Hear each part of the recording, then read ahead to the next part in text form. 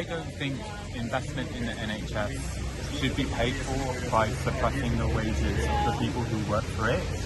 If you look at the way that the wages of doctors, particular like resident doctors, has been deflated over time, what the government has done to date in their current proposals don't restore them to the real value that they had 10 years ago.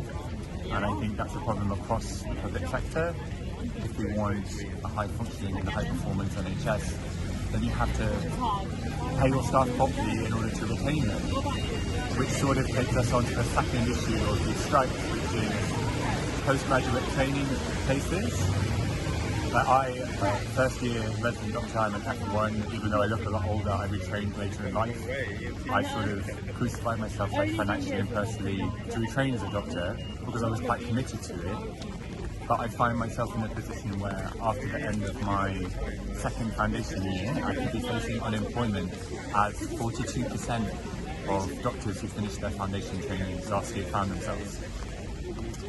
And that is a really terrifying prospect, because when I think about the sacrifices I made to put myself through medical school, it's really difficult. And part of the reason why people are waiting so long is because they're waiting to see doctors with the right skills who can treat them properly.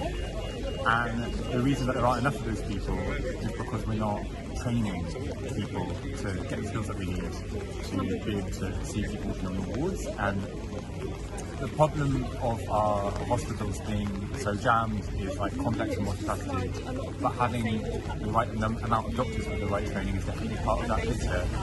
And the competition, despite that shortage, like the competition for jobs has like absolutely skyrocketed. Like there's like a manufactured bottleneck for those jobs, which is completely arbitrary.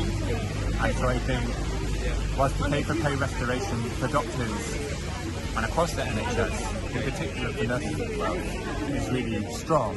While doctors going abroad for better pay gets the headlines, I think you speak to people who are coming in through medical school and overwhelmingly like the reason that they want to be doctors are largely because they want to make a contribution to their communities, largely for altruistic purposes. Large numbers of doctors are really committed to like the public health model of, even though I'm quite committed to the principles of the NHS, I'm facing the reality where like I just simply might not have a job in 2 years' time to do a very specific thing that I trained for with very specific skills, which aren't that transferable really. So I've been looking in Switzerland, not because I necessarily want to go to those places, but it's because there's just sort of no option. Like, what will I do if I'm unemployed? I have all of this debt. I have like a 4-year black hole in my early 30s where I decided to retrain, which could arguably be like totally arbitrary and for nothing.